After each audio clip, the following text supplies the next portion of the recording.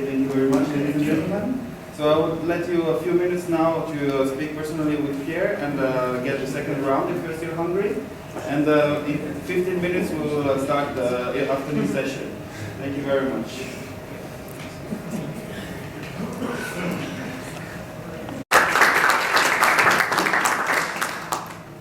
Thank you very much. My name is Sana. I'm not in Kundu. The one who's that side. I'm standing in for Mr. Keshonawa, who was unable to make it this trip because of visa problems. And I hope I'll do a good job. Yet everyone here talks about Africa as a whole. In Zambia, we have a saying that if you are eating groundnuts and one of the groundnuts is rotten, then all the groundnuts get rotten, right? In your mouth. They will have bad taste in the mouth, and all the groundnuts will be bad and you have to spit it. Africa. You find that there are certain countries where there is civil war. You find that there are certain countries where they're not democratic. But Zambia, hell no. Zambia will have 6 presidents, Republican changed presidents with no civil strife, with no problems. We have a GDP which is growing at about 6.7. I believe what Spend. I believe you don't have such levels. I believe Zambia should be the place where everyone should be coming. I'll explain more about that. Then also we try to deliver a good rate of return on whatever we're going to invest in. What do we do as Adam Zambia or as Esro Finance? First of all, we set up real estate investment. We have a housing project called Brentwood, 80 houses. In Zambia, we have a list of 2 million houses which needs to be built if everyone in Zambia is going to have a house. This project has 8 houses in Lusaka.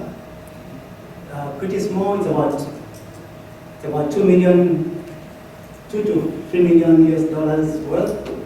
Then we're also doing a healthy facility which is about 130 million US dollars.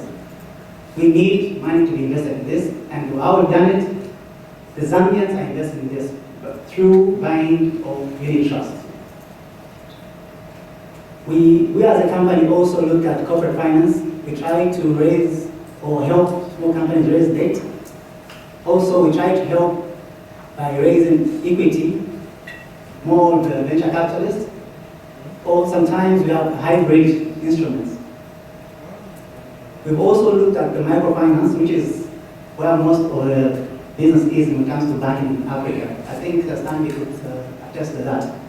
Most Zambians are banked. So we're trying to look for solutions for them so that we could see how we could help them. We've come up with models of payment solutions through mobile phones. People know about M-Pesa in Kenya. It's been a successful way of making payments. We're doing that in Zambia through a company called Sandelela Telecoms. We are targeting the people who are able to walk into a high street bank. We want to go to them and provide them a service which they are unable to get anywhere else. It's very difficult to send money from one town to another.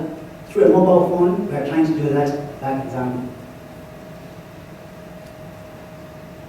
Probably, let me look at the nation of Zambia. We've got a population of 13 million.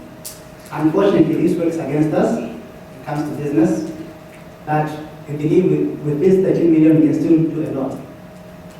Our GDP per capita is about 1,250. That was by 2010. Now it's about 1,350, according to the World Bank.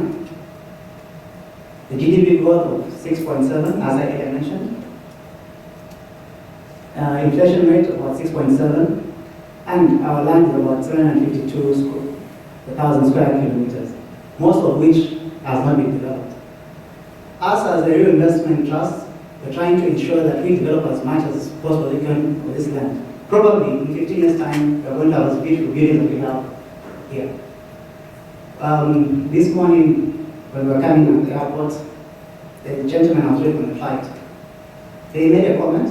Look, can you imagine how much change we've just done? Look at the facilities we have here compared to where we're coming from. We're coming from an airport, well, not up to the standard that you have here. For me, I saw that as an opportunity. Why not make that airport which we have here back in Zambia? How can we do that? We need people to invest into Zambia, and I believe with such a background as a nation, we could do it. Why Zambia? First of all, we've got so much hope that we are the best producing copper nation in the world. We've got so much land which people can come and farm in. Then should you decide to come to Zambia and at least invest about $5,000 US, you get certain incentives such as the repatriation of 100% of your profits and with no extra controls. Some of the things you can't find in non-countries like South Africa. We've got a progressive banking, legal and insurance structure. As you might be aware, Stanbic is there, or the Standard Bank, it's there in Zambia. We wish Emirates NEN. Yes. If they would come back to Zambia, they could, it's something worth looking at. We've got 18 banks in Zambia and there is still opportunity for more. We've got attractive investment incentives, investor-friendly environment, stable political systems, and a thriving private sector. We've got a stock exchange, only about 21 companies. I believe that can grow with your help. And we've got about 274 companies that have been privatized. Most of them are not private. And there's still more room for us to develop. The incentives I was talking about, for any investment in Zambia done for more than $500,000 US, the corporate tax will be zero for the first 5 years, then 50% of profits in the next 6 to 8 years, and 75% of profits between 9 to 10. The 5-year exemption of dividend taxes, the following year of the first declaration, and the 5-year customs duties exemption. We are not as good as Dubai, but I think we're trying to reach there. As I was trying to explain about our stability as a nation, these are the numbers we have for our GDP, and I believe they can only get better. Thank you very much.